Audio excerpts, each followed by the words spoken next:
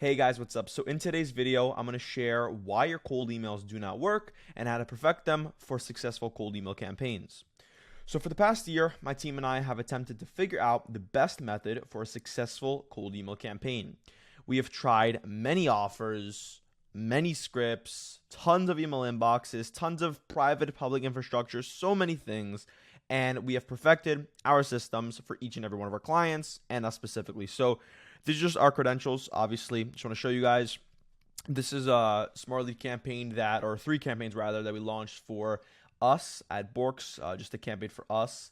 It's a bunch of different offers, different accounts, things we're testing. And these 3 campaigns together booked us 63 meetings within the past 7 days. So again, just want to show you guys that we know what we're talking about, and we know that, in pretty much everything that I'm going to cover today is all the tips and tricks we use for, these campaigns. So a successful campaign comes down to these 4 things, right? Number 1 is good deliverability, then good offer, then end result based scripts, and proper inbox management. And I'm going to break down in this video each and every one, just so you guys understand, what to do and how to implement these into your outbound campaigns. Hey guys, what's up? So I just want to cut into the video really quickly. Just want to let you guys know about Lead Academy, which is our private community full of lead generation agency owners. We go over tips and tricks pretty much every single day about new finds with cold email and things like that. So we have 2 weekly coaching calls included. We have scrapers like unlimited leads from store leads, built with Get Latka, Clutch, and so much more. And obviously we're really in tune with our community, so any questions or concerns brought up, we fix and we help everyone. So if that's something that you're interested in joining and you want to join the group, go in the description below and I'll see you there. Have a good day. So making sure emails land at the inboxes for your ideal customer all starts with purchasing your accounts from a trusted provider. We always buy our accounts from Outlook or Google, but a lot of people do say not to use Google accounts just because they, sometimes they have disconnections or there's a little bit annoying to work with. But we've noticed a good amount of results with them. We've launched some campaigns where even, Google accounts have better results than Outlook accounts. So I would definitely use both. We've tested a bunch with private infrastructures like Superwave and MailScale. Public infrastructures will always be the best option. Obviously, you can try out resellers where it's like a little bit less of a price, rather than the $7.20 or $7.20 per Outlook and Gmail account. It's like $2.50, $5 for the resellers. The reason is because they use non-US IPs. So because of the the difference in price in other countries, then they can buy it there and give it to us, or they just have some sort of partnership with either Outlook or Google. They do work. We've used them, but the best results are just making these accounts yourself and with your in-house team. And the full process to actually making these Outlook accounts and setting up proper DNS records and everything like that for good deliverability is going to be in the video up top. I already made a video on this, so if you guys want to watch that, definitely take a look at it, and you can kind of know how to set these up on your own. So with purchasing email accounts, it is not the best to run your campaigns right away, as they have never sent emails before. So you run a 14-day warm-up on SmartLead that essentially, what it does is it contacts email accounts within a pool. So let's say you're a sending account, you're sending to another SmartLead account or someone's account that's also in a warm-up pool.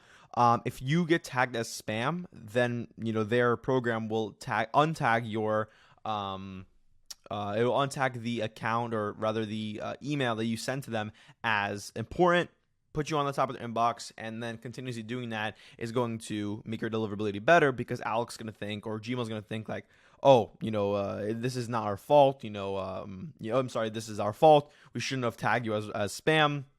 And kind of you can just launch your campaigns after that, because you're now trusted with them. And also it's like breaking in any form of account. You're breaking in and you're doing couple per day, increasing that. And as you do that, Outlook, it seems more real. Obviously, we want to make sure it's as human as possible, because if you just buy an Outlook account and you send 50 emails per day, not a lot of people do that. That's not like a common thing you would do if you had an email account and you were just hiring someone at a company. Typically it would just be like couple emails per day, couple, and it scales it up, and then it stays at that range forever. So that's why the warm-up is very important.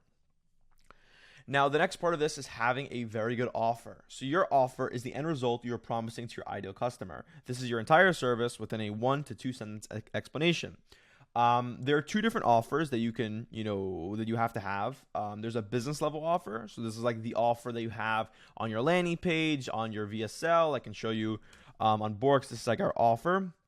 We create scalable and predictable customer acquisition systems that deliver sales calls you can count on. So that's like our offer. That's what we're promising people at a business level.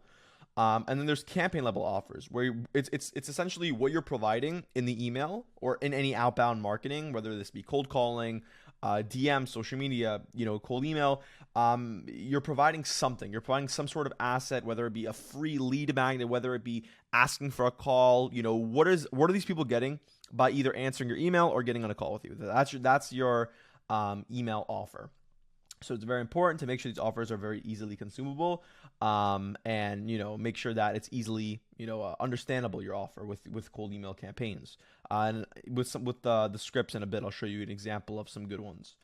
Some examples are of bad offers, right? This is more of the business level, but I can give some examples of the campaign level. So at a business level, if you have on your website, like I can increase your website traffic within 3 months, that's not useful. The main thing that a good offer has to have is something that it will actually make the other person money, something that'll actually increase the revenue by whatever metric that might be.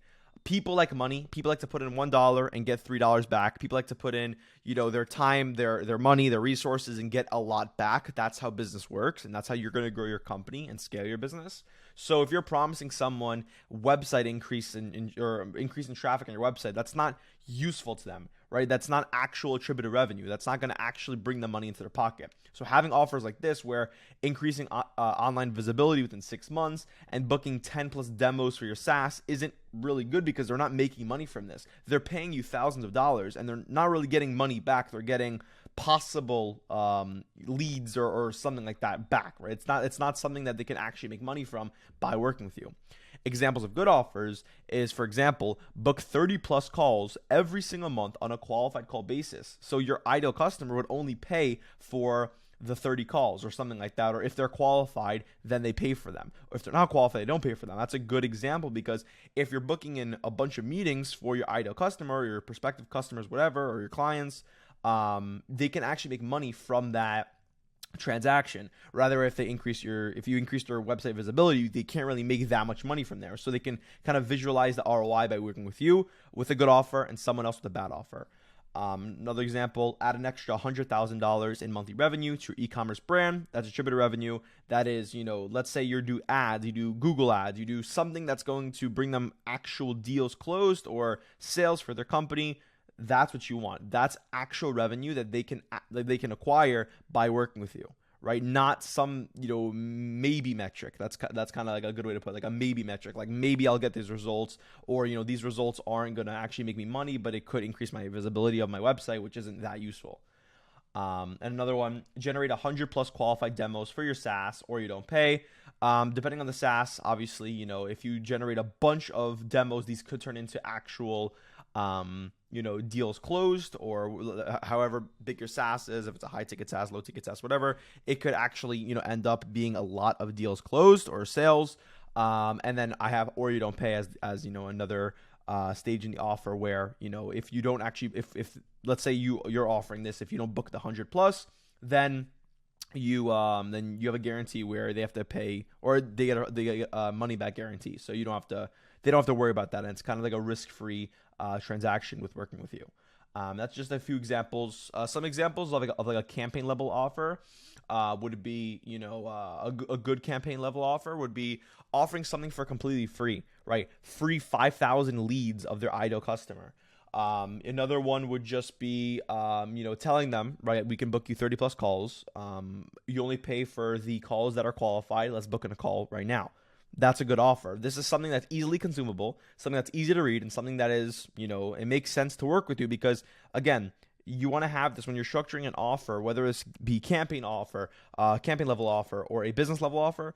Always make sure that if someone reads this sentence, reads your offer, is understanding your offer, make sure that they understand the ROI. Because if they do not understand the ROI, they will not buy. For us, for example, people go on our website and people, read everything up on us, on everything. They understand our offer, right? We offer free audits. They understand that we only charge for every qualified appointment that we bring them. Right? We don't. If we book in a call with you and the person doesn't show up or the person doesn't make enough money to work with you, you don't pay. So that offer is very good, and that's why we sign so many clients, because it's easy and consumable, and not a lot of people are doing that. And our competitors are charging retainers, and we're not. So that's kind of like the structure that we have it there.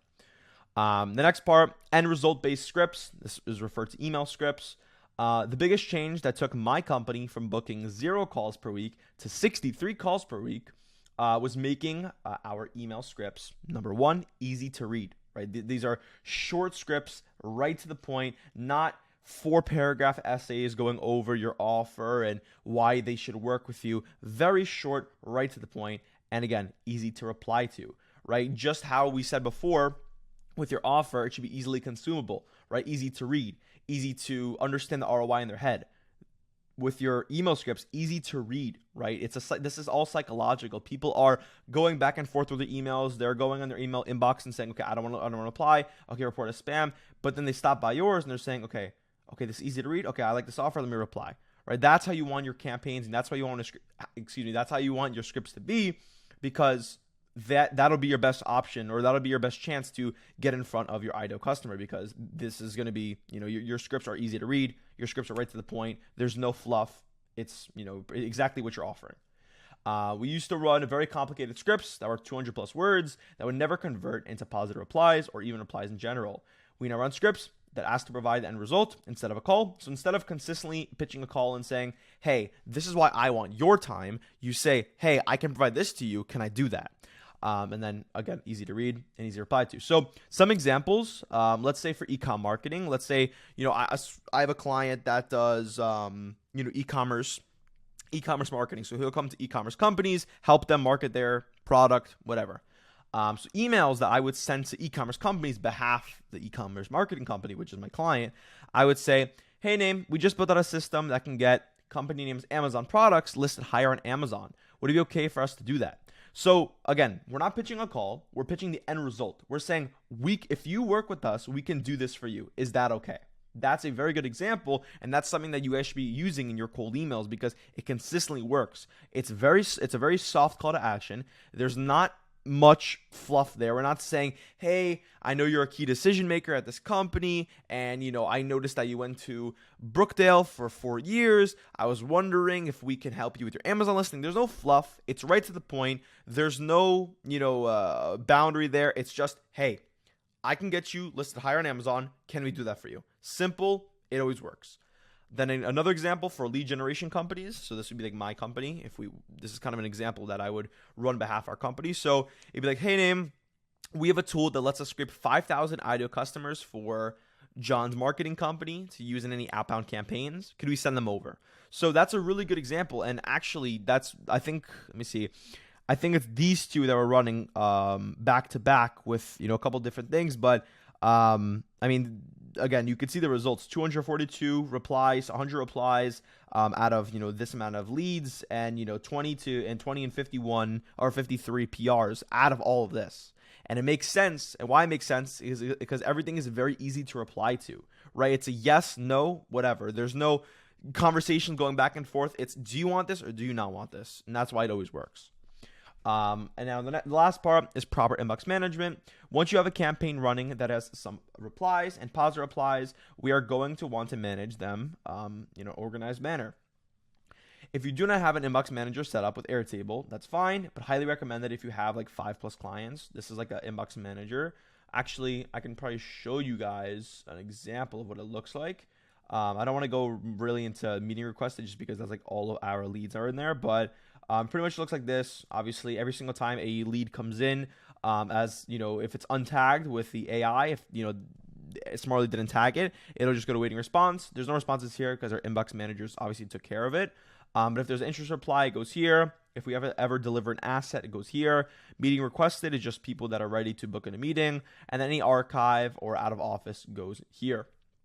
So that's pretty much how that looks. And then once you are starting out, make sure always reply within 5 minutes. It's extremely important to reply within 5 minutes because with email, everything goes extremely fast. And if you continue and if you consistently wait hours and hours for you to reply back, people will work with another company just like that. It'll be very quick, the transition. So make sure it's extremely quick. I recommend setting up notifications with Zapier or Make. That pretty much just goes in and it gets you it'll let you know when there's a positive reply or just a reply in general. So if you ever have a notification you see on your phone, it buzzes, you go and reply right away. So that's going to be a good option. And yeah, we have a structure in place. We have a full system in place. I could make another video if you guys want going over our warm calling system, but we have our inbox managers that go in. If there's an interested lead that is not booking at a call yet, they will warm call them and make sure they are booked in accordingly. And then again, the key to successful inbox management is being alert and organized. Make sure to always follow up with interested leads and book them in at all costs. Every lead is money in your pocket, so you want to make sure that you're taking care of every single lead and making sure you are booking them in, talking to them, and selling them. And that's pretty much it. That's my entire video. This is just what I've uncovered from a bunch of our campaigns, wins, losses, and it's exactly why our cold emails are working very well. And that's pretty much it. So if you guys like the video, drop a like down below, leave a subscribe, and we'll go from there. Have a good day, guys. Bye.